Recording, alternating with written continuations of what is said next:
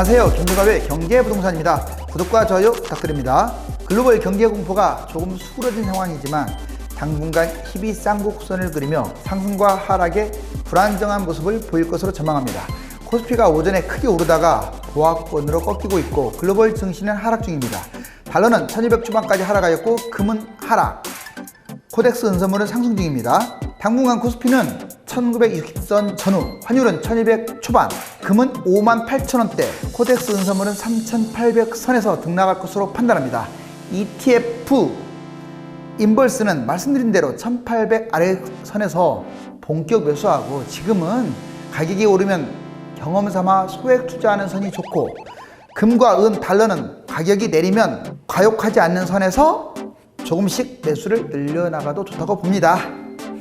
부동산은 재건축, 재개발 위주로 매도를 고려하시고 매수자는 대기하시는 게 좋겠습니다. 오늘은 여러분께 좀 의미 있는 시간을 갖고자 해요. 여기 보시면 절대 사면 안 되는 부동산 7가지, 그리고 꼭 사야 할 부동산 3가지, 이렇게 해서 누구나 다 안다 이렇게 치부하시면 안 됩니다. 제가 상담을 해본 결과 정말로 보유하지 않아야 할 부동산을 많이 갖고 있어요. 그럼에도 불구하고 팔지를 않더라고요. 왜 안 파냐? 팔아야 돈이 남지 않는데요. 그게 문제인 거예요. 돈이 남지 않아도 팔아야 돼요. 올라가지도 않는 부동산을 끌고 간다는 것은 나중에 기회비용을 다 놓치거든요. 자, 절대 사서는 안 되는 부동산, 꼭 사야 할 부동산. 지금부터 부동산 옥석을 가리십시오. 여기 보시면 여러 가지 모양의 부동산들이 있죠. 자, 그 첫 번째, 이제 7위부터 알아보겠습니다. 절대 사서는 안 되는 아파트, 나홀로 아파트입니다. 순위가 올라갈수록 안 좋은 거예요. 그래도 아파트이기 때문에 나홀로 아파트는 7위입니다. 7위니까 사도 되겠지. 절대 사면 안 돼. 이것도 아주 나쁜 거예요. 일단 사서는 안 되는 아파트는 부동산은 웬만하면 하지 마십시오. 나홀로 아파트 있고요. 실내 구조가 이렇습니다. 서울 수도권, 지방 모두 해당돼요. 지금 말씀드린 것은 특정 지역, 강남이니까 좋고 지방은 나쁘다. 이거 아닙니다. 다 나쁜 거예요. 300세대 미만 나홀로 아파트, 세대수가 적으면 더 치명적이에요. 대단지에 비하여 가격 상승폭이 50% 이하, 50%는 많이 뛴 거예요. 20%, 30% 이거밖에 안 뛰는 경우가 많아요. 다른 아파트 3억 뛸 때 내 거 5천 뛰면 얼마나 억울하겠습니까? 거래량이 적어서 황금성도 문제가 돼요. 이건 거의 또 팔리지도 않아요. 세대수가 적다 보니까. 신도시 등, 다만 조심하세요. 신도시 등 함께 연동하는 단지가 있어요. 그런 경우는 나홀로 아파트가 좀 대단지 아파트의 대우를 받습니다. 같이 연동해서 재건축 또는 리모델링이 들어가기 때문에. 그리고 재건축, 재개발 아파트는 나홀로라고 나쁜 건 아니에요. 이건 개별적으로 평가해 볼 필요가 있고요. 자, 함정이 뭐냐? 나홀로 아파트가 상대적으로 자본금이 좀 부족한 사람들, 그리고 갭 투자 비용이 적게 들어가요. 가격이 싸니까. 그렇기 때문에 투자하는 경우가 있는데 이게 함정이다 이 말이에요. 만약에 전세가가 떨어지게 되면 경매 위험성이 크겠죠. 매매가와 전세가가 바짝 붙어서. 자, 그렇다면 6위는 뭘까요? 오피스텔, 아파트입니다. 그렇게 분양받지 말라고 해도 꼭 분양받는 분들이 있어요. 사지 말라고 해도 꼭 삽니다. 왜? 역세권. 여기 보시면 얘는 서울에 있으니까, 강남에 있으니까 사도 괜찮지 않느냐? 더 안 좋아요. 진짜 더 안 좋습니다. 입지가 좋을수록. 자, 역세권, 상권 인근도 좋지가 않습니다. 실제로 여러분들이 돌아다녀 보세요. 오피스텔 좋은 거 있나? 대단지 아파트에 비하여 상승폭은 30% 이하입니다. 정말 현저하게 떨어지죠. 혹은 정책, 본전에서 맴돈다는 거예요. 거래량도 적고 황금성은 치명적이라는 단어에 유념하세요. 안 팔린다는 거예요. 1년 내내 안 팔리는 경우도 있습니다. 재건축과 재개발은 개별평가, 재건축, 재개발은 좋을 수 있다는 거예요. 그 다음에 실내가 아파트와 똑같다고 해서 사는 사람이 많아요. 너무 실내가 마음에 드는 거야. 그게 함정입니다. 자, 절대로 혼동하면 안 돼요. 아파트와 함께 있는 대단지는 그나마 조금 나아요. 만약에 같은 건물에서 아파트와 같이 분양하거나 또는 아파트 대단지에 오피스텔이 좀 섞여서 분양하는 경우는 그나마 괜찮다는 뜻이지 아주 좋다는 뜻은 아니에요. 함정이 있습니다.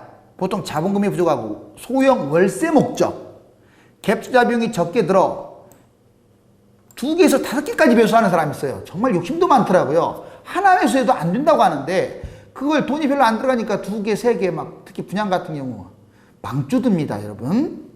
잘못하면 나중에 후임합급하고 경매당한다는 거 잊지 마세요.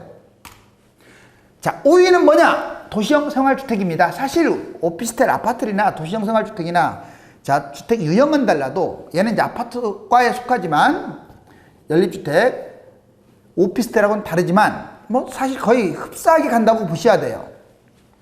서울 수도권, 지방 모두 좋지 않습니다. 역세권, 상권, 인근 단지 좋지 않고 아까 오피스텔하고 똑같아요. 30% 이하 혹은 정체, 거래가 적어서 황금성 치명적, 재건축, 재개발은 개별평가하고 실내가 아파트와 같다고 해서 혹해가지고 매수하는 사람들이 있습니다. 아파트와 함께 분양하는 도시형 생활주택은 그나마 좀 괜찮다. 함정이 있습니다. 역시 자본금 부족하고요. 소형 월세 목적으로 또는 갭자 비용이 적게 들어서 하나도 안 좋고 2개, 3개 다다 손실을 보겠죠. 자, 역시 경매에 취약합니다. 왜? 매매가와 전세가가 바짝 붙었기 때문에 하락장에 정말 경매당할 수가 있어요.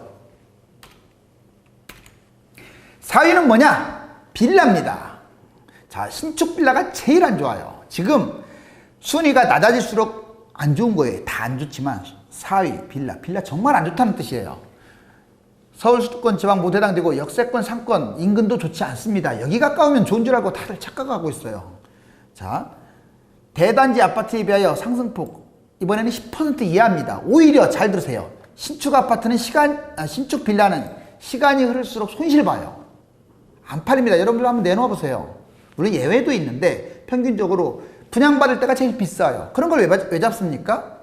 자, 유튜브라든가 방송사에서 자꾸 빌라 팔고 오피스텔 팔고 그러는데 여러분들 현혹 되지 마세요. 그래가지고 하나도 아니고 욕심 생겨갖고 2-3개 잡는 사람들은 정말 패가 망신이라고 제가 누차 얘기합니다. 재건축과 재개발은요, 개별 평가를 해야 하고 특히 빌라가 재밌는 게 있어요. 화려하게 내부를 치장해요. 그리고 깨끗해서 실거주의 현혹이 됩니다. 실거주라는 말이 참 달콤한 악마의 속삭임이에요. 여기 보시면 정말 그럴싸하게 멋있게 럭셔리하게 돼 있잖아요. 자본금 부족, 소형 월세 목적, 역시 갭투자 비용 적게 들다고 여러 개 잡고, 자, 이런 사람들 후임합급하고요. 특히 빌라의 치명적인 약점은 오피스텔보다 더 바짝 붙어서요, 가격이. 자, 전세가가 2억이라면 매매가는 2억 2천입니다. 그렇기 때문에 나중에 돈이 모자라서 전세가가 떨어지면 경매당하는데 2천 손해보는 게 아니에요. 그 사람은 엄청난 손해를 보게 됩니다. 자, 3위입니다. 다세대입니다. 여러분들 다세대와 다가구 차이점은 아시죠? 다세대는 각각의 소유권 등기자들이 있는 거예요. 그러니까 어떤 건물의 한 칸, 한 집, 그리고 다가구는 그냥 전체 통건물을 한 사람이 소유한 경우예요. 다가구는 괜찮죠. 통건물이니까. 그런데 다세대 같은 경우는 한 칸이 소유권인데 그 한 칸을 누가 사겠어요. 그쵸? 빌라보다도 더 안 좋아요. 그래서 3위입니다. 자, 역세권, 상권 인근도 좋지 않고 대단지 아파트에 비해서 역시 상승폭은 10% 이하고 신축은 손실을 볼 수 있다. 거래량 적고 황금성은 치명적이고 다가구 통건물은 또 잘 팔리지도 않습니다. 자, 그 다음에 재건축과 재개발 이런 것들은 개별평가를 한다. 함정 역시 자본금이 부족하고 소형 월세 목적이고 갭투자 비용이 적게 들어서 매수를 하고 팔아봤자 내가 가진 손에 쥐는 돈이 2천밖에 안 되니까 안 팔고, 바로 이게 함정이니까. 자, 여러분들 지금 3위까지 쭉 말씀드렸는데 이런 거 지금 가지고 계신 분들이요, 뭐 당장 오늘 팔라고는 안 할게요. 지금은 아직까지는 부동산 대세 하락 기간이긴 하지만 크게 꺾이지 않았잖아요.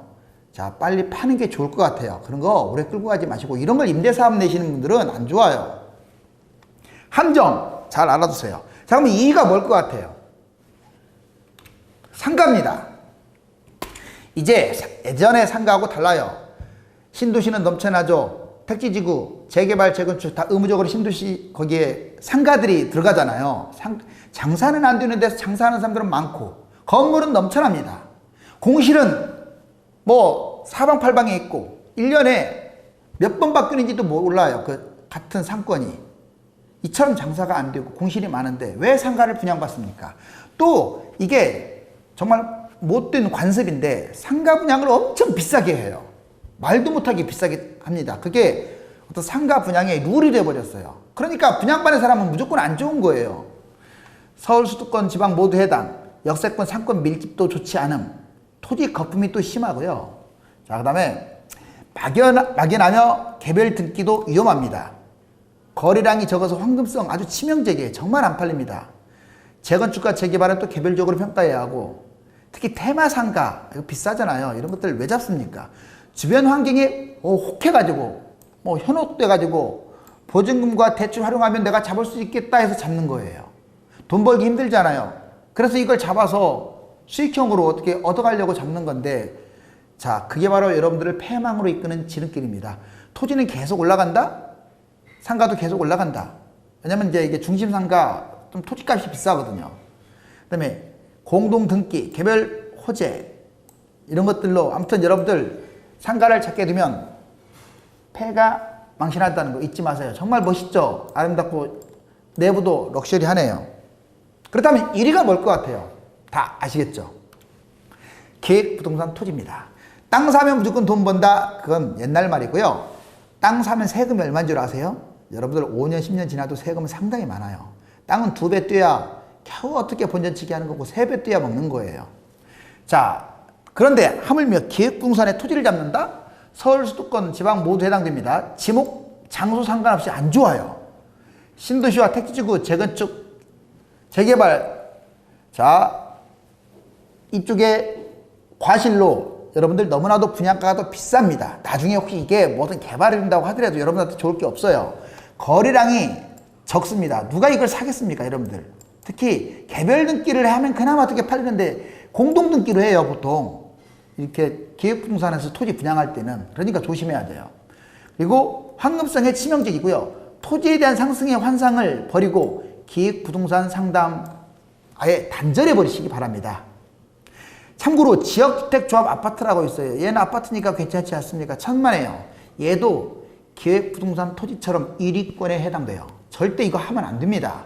서울 한강변이 보인다고 그거 한다고요? 이제 5년, 10년, 15년 언제까지 기다릴지 모르고요. 계속 분양가는 올라갑니다. 함정, 월세 임대 목적이나 본인이 직접 운영하려고 상가 배수하는데 결국 후에 막급합니다. 역시 토지도 마찬가지예요. 자, 이제 3위 다가구 주택. 이제 좋은 거 한번 골라봅시다. 3위가 뭐냐? 다가구 주택입니다. 다가구 주택은 통건물을 자기가 이렇게 매수하는 거예요. 이거 전체 건물. 용적률과 건평을 꼭 확인해야 하고요. 매수는 1년 길게 잡아야 유리합니다. 그 다음에 주변 시세와 입지에 따른 시세 판단을 정확히 하는 게 좋겠죠. 가격이 많이 오른 상투장은요, 아주 위험합니다. 그리고 하락장 급매 중심으로.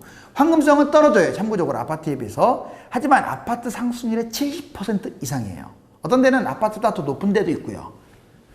함정이 있습니다. 통건물이란 언젠가는 계속 오른다는 그 신념만으로 상투에 매수하면 이게 문제예요. 그러니까 많이 오른 것들의 문제가 뭐냐? 하락장에 폭락한다 이 말이에요. 2위가 뭘까요? 단독주택입니다.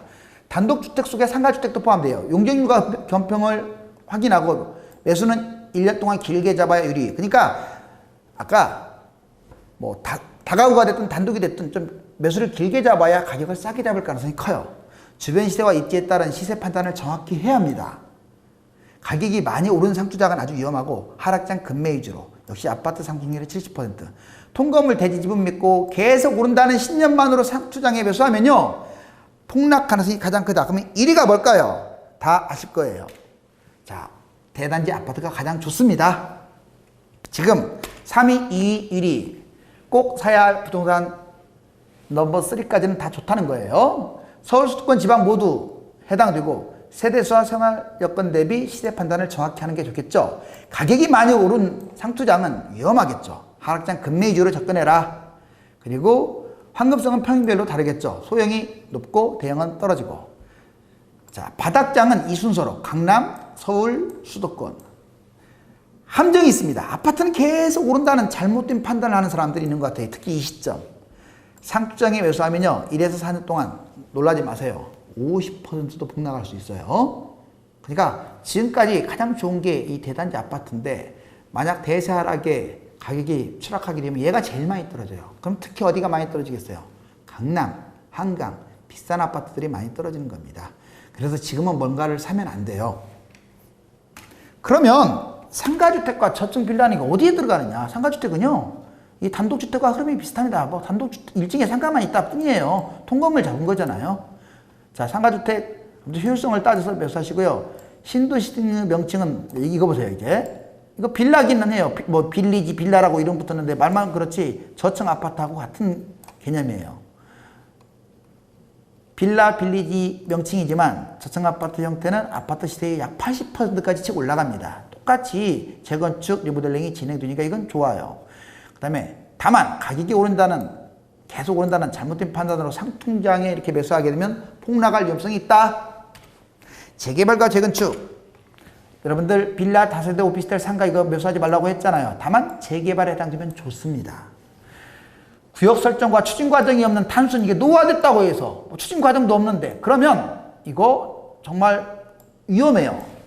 가격도 오히려 떨어질 수가 있고 언제 개발할지도 몰라요. 분양가 상한제 진행 중에는 절대 매수하면 안 됩니다. 재개발 재건축. 자, 하락장 폐지될 경우 1순위가 바로 재개발 재건축. 이게 결국은 나중에 집값 떨어지면 이거 아마 폐지될 거예요. 분양가 상한제 그때 매수하시라고요. 함정 재개발 재건축이 될 것이라는 막연한 기대감으로 노후화된 부동산을 매수하면 시간 손실과 기회비용 손해를 본다. 결국 지금까지 했던 말을 정리해보면 대단지 아파트가 제일 많이 가고 단독주택, 다가구, 통건물로 잡아라. 그리고 제일 잡아서는 안 될 1위가 기획부동산, 그 다음 상가, 다세대 주택, 빌라, 도시형 생활주택, 오피스텔, 나홀로 아파트, 뭐 지역주택 조합 이런 것들입니다. 끝으로 지금 상승과 하락이 계속 혼재되고 있죠. 분양가 상한제, 뭐 초과이익 환수제, 정부 규제 강화, 대출 규제, 대세 하락 사이클, 경기 침체 위기 등으로 하락 가능성이 좀 더 큽니다. 그리고 상승은 정부에 대한 불신, 유동자금 풍부, 공급 부족, 임대주택 사업 이런 것들이 상승의 불씨가 될 거예요. 부동산은 유형별로 매수하지 말아야 할 7가지와 매수해야 할 3가지에서 포트폴리오를 작성 후 매도 갈아타기를 시도해야 합니다. 팔아도 남는 것이 없다고 팔지 않아서 장기적으로 끌고 가면 좋지 않고요. 결국 제가 말씀드린 잡아서는 안 될 것은 이제 단계별로 팔라는 뜻이에요. 그리고 좋은 아파트로 갈아타셔야겠죠. 자, 여러분들 한 주간도 아주 보람차게 보내시고요. 내일 보다 좋은 컨텐츠로 여러분들 찾아뵙겠습니다. 감사합니다.